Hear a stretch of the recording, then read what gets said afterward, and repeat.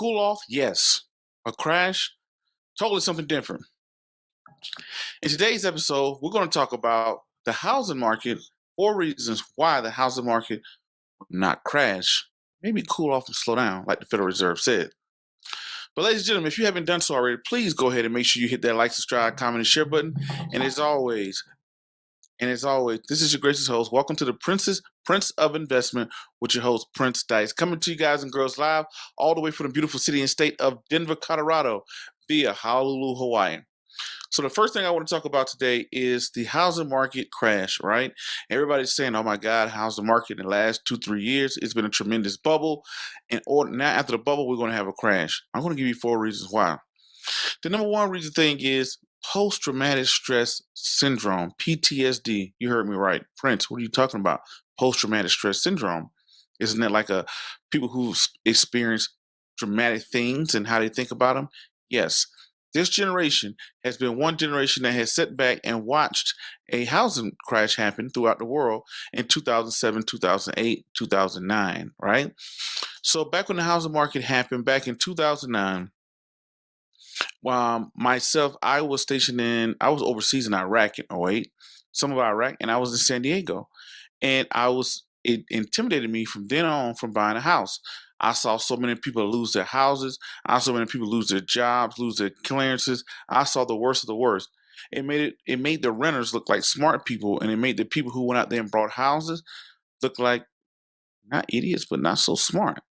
The thing is, especially in my career in the military, the big thing that people would do, they would get stationed somewhere in San Diego. They would buy a house, hold it for 2 or 3 years, turn around and sell it, rent it, walk away after a year or two with $100,000, $50,000, $60,000, $70,000 in profit from a house. Sometimes they walk away with a little bit more. They go into the next house and they continue to flip houses, buy their first house, second house, third house. Everything was great. That is until, like everything else, the bubble burst. When the bubble burst, a lot of people got left holding the bag. They intimidated me, and that made me scared of seeing the housing market when it was doing well. Prince, what does it have to do now? We're in 2022. Now we fast forward today. We're 14 years later from 2008. And everybody in the last 5 years, every time we see the housing market start to do well, we automatically think, hold on, wait. It's about to do bad. It's about to do bad. It's about to do bad, right? There's no in between. We think it's going to be a boom or it's going to be a bust. There could be no in between.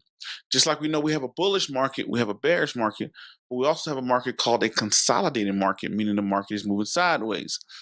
Now, Prince, why do you say this? A lot of people, since we've seen those bad times, we think they're going to happen again. Now, you go back before 2008 and ask yourself, when did we see a last housing market correction and crash like we saw in '08?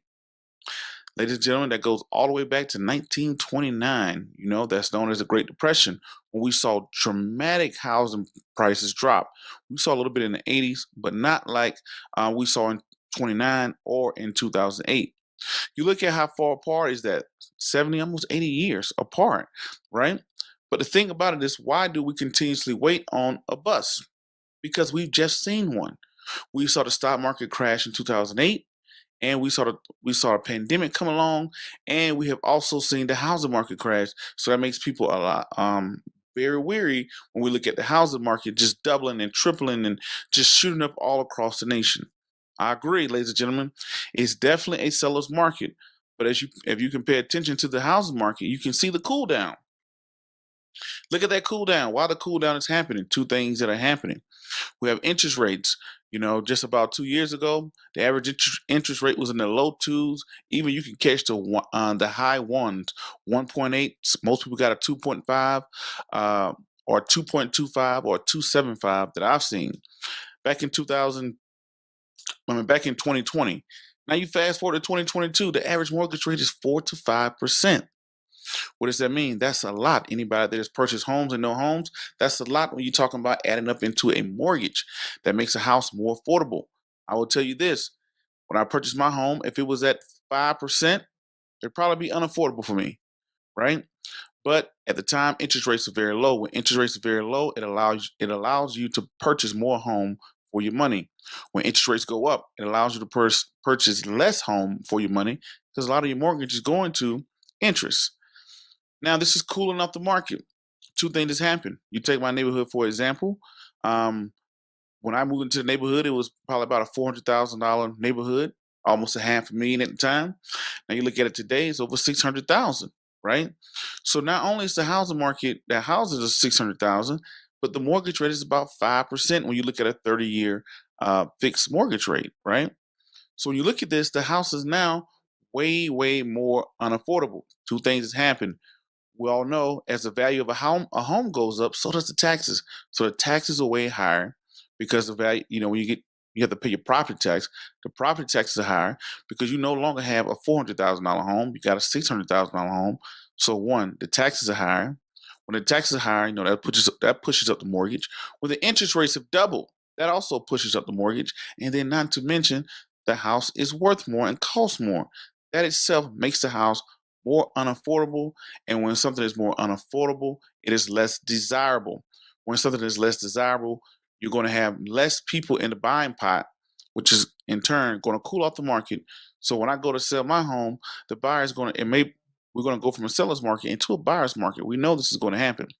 Now the buyer may turn around and say, "Hey, Prince, you know what? No, I want these walls repainted, and I want this bathroom upgraded, and you got a leak in your shower, and your toilet has a little, the shower makes a little noise, and your toilet makes a little noise when you flush it. I want all those things fixed." So when I purchased my home, people was buying anything. They were overbidding. Now people are going to underbid you, and they're going to demand more for you in order to sell your home. So homes not going to be easier to sell, and that's not a bad thing. That's kind of balancing out the market a little bit. You kind of want a little bit of tug of war in when you're buying and selling. That's called a good old supply and demand, and we're trying to find that equilibrium. But it won't be a crash. I don't think we're going to turn around and say, "Oh man, this house said it was worth 600,000. Now it's only worth 300." I don't see that like a lot of people assume. Now let's go into a couple things that I've written down here. Number one thing is inventory. We're still, ladies and gentlemen, in a short inventory supply.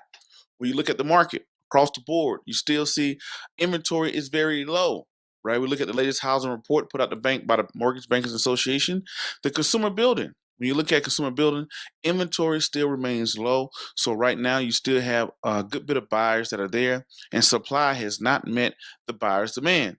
So with that inventory being a little bit low, you can tell right there that is not going to be a crash into the market.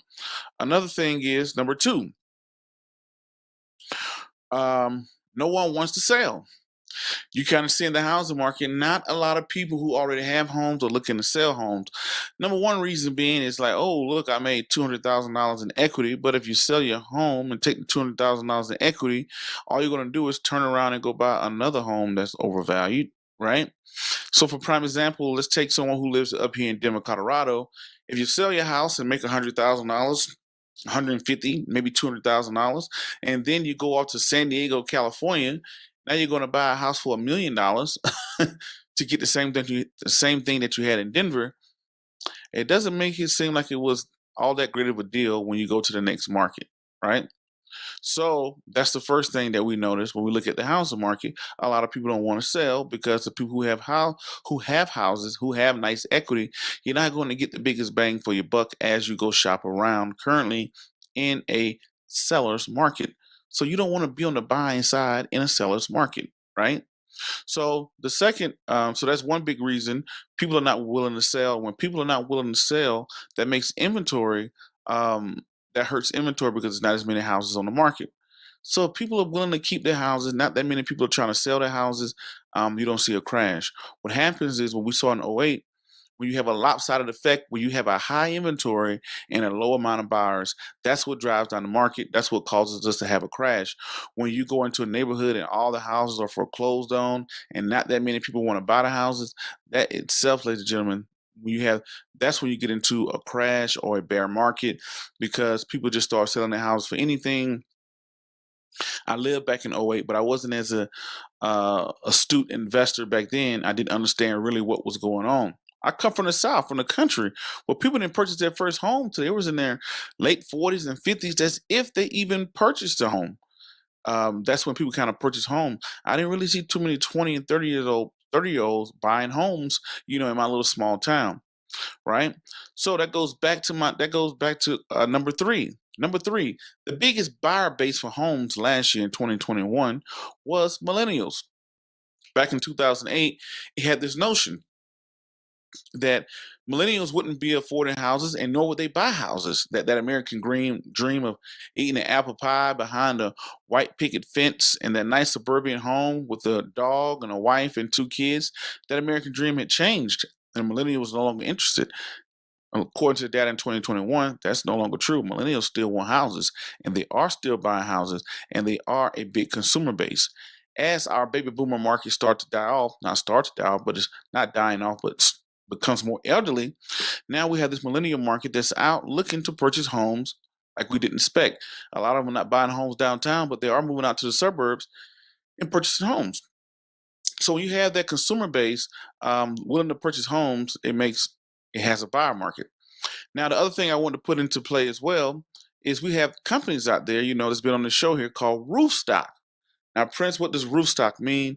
Roofstock is a company where people who live in San Francisco, of course, the average everyday person who lives in San Francisco cannot afford a home. Let's look at the average millennial that live in Denver. You probably cannot afford a home. Let's say if you do something as basic as like, hey, I'm a college student and I work at Chipotle and I drive Uber. You're probably not going to afford a single family home in Denver, Colorado, which the average home price is $600,000, a little bit over $600,000. And also the average mortgage, 30-year mortgage interest rate is about 4 or 5%. That means on average, your mortgage is going to be north of $3,000 a month. And if you're doing a job like working at Chipotle and Uber, that's going to be a little bit strenuous to do. So a lot of people, college graduates, are walking out of school. They're getting salaries like 30, 40, 50, $60,000, maybe something like that. If you have a family, it's hard to support a family on $50, $60,000 when half or over half of your income is going to just to have a mortgage, 75% of the income, right? So houses are now becoming a little bit less affordable, but it still doesn't take away from the fact that millennials still want houses. And also people who live in high cost areas like New York, LA, but anywhere in California. But when you live in high cost areas like New York, LA, Chicago, some of the high cost areas, now millennials have a new technology to where they don't have to buy houses, nor are they buying houses where they live. They are going to lower cost areas. For prime example, they're purchasing houses in places like Michigan, where you can purchase a home for $100,000 or less. Places like Alabama, especially in the southern region where you have Alabama, South Carolina, Georgia, Louisiana, some of the small areas that are not as populated and not as popular, you're able to buy homes and rent them out and have tenants for $100,000 or less, which comes out to be maybe $300-400 a month if you're purchasing a house, right? So with that being said, people can purchase a home for $100,000, and with $100,000, they can purchase a home, and not only purchase a home, but also have a renter. So people are renting where they live, and they're purchasing where they rent. If that makes sense. Hopefully, that's not a tongue twister. So, for example, I live in San Francisco. I can't afford a home in San Francisco, but I do make enough money to afford rent in San Francisco, and I can purchase a rental property in the South, somewhere like Mississippi, Alabama, Florida, South Carolina, things like that. So those are things you have to pay attention to. That's offered right now. People can go online right now and purchase homes in places that they don't live in for a significantly lower price than their current area. Hey, I can't afford a $600,000 house, but I sure can afford a $100,000 house with a renter or a tenant that's in it. Great investment property and a great way to purchase home.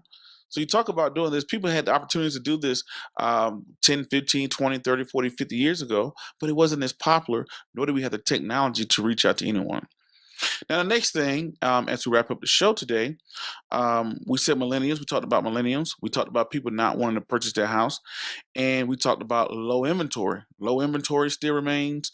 People don't want to sell their homes. Millennials are still buying homes, making them the biggest percentage of the consumer base. And also, we're looking at the consumer balance sheet. That's another reason.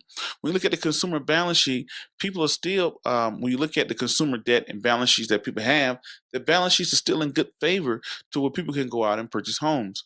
So when you look at these factors that are in there, yes, the housing market is doing what it's supposed to do. Interest rates are going up. It's going to cool off the market, just like we just saw today. Jerome Powell came out and said, "Yeah, we can see ourselves raising interest rates by 0.5%," and the market continued to go down after that news broke. Even though we had Tesla that had great earnings today, the market continued to tank due off of the news that interest rates are going up. So interest rates, are they crashing the market? No, they're cooling off the market. And when you cool off the market, um, when you cool off the market, doesn't mean you're going to have a crash. It means that you're trying to even things out. You don't want an extremely high seller's market. Eventually, you want to kind of cool it off where it can be balanced out, where you can have a seller's market and a buyer's market to meet that equilibrium. But ladies and gentlemen, those are my points right there. Those are my 4 points right there. While we won't see a housing market crash, maybe a cool off, maybe a little bit stabilizing, because real estate is only supposed to move at 3% a year. Now that 40% a year that has been moving at these last couple of years, that's extremely high. But when interest rates are going up, it's drying up the buyer's market a little bit, cooling off a little bit. Houses are now jumping up. Just because your house go up 10% in 2022 doesn't mean a housing market crash happens. It means that, hey, things are kind of coming back down. Evaluations are coming back down to reality. It's unreal to purchase a home for $400,000 and a year and a half later it's worth $600,000. It's pretty unrealistic. If you keep up on that rate, that means that the interest rate is the house is compounding at 30% a year, which is crazy. That means in a 10-year run, the house will be worth about $1.5 million. This is just me using a guesstimate, but that's not unrealistic and unsustainable. So interest rates drying, just because we're sitting in the housing market, we're going to see less people want to buy houses, doesn't mean we're going to have a crash. We're trying to correct. That's why the Federal Reserve raised interest rates for the first time in 10, 15 years by 0.25 a month ago. Now he's talking about doing by 50 base points again. And as these interest rates go up, it's going to make assets more and more less desirable. Like we all know, when interest rates are low, assets, that's how we create bubbles. Right? When interest rates are high, this is when we can see assets are priced low. All right. Well, ladies and gentlemen, that's my time. I hope you guys and girls enjoyed it. The 4 reasons why we won't see a housing market crash, but a cool down maybe. Hopefully you guys and girls got something out of this. Until the next video, podcast, cartoon, or whatever else crazy you see us do around the globe, make sure you hit that like, subscribe, comment, and share button. Share this with a friend and a family member. And my name is Prince Dykes. I'm the Prince of Investment. Peace, be safe, I'm out, and thank you.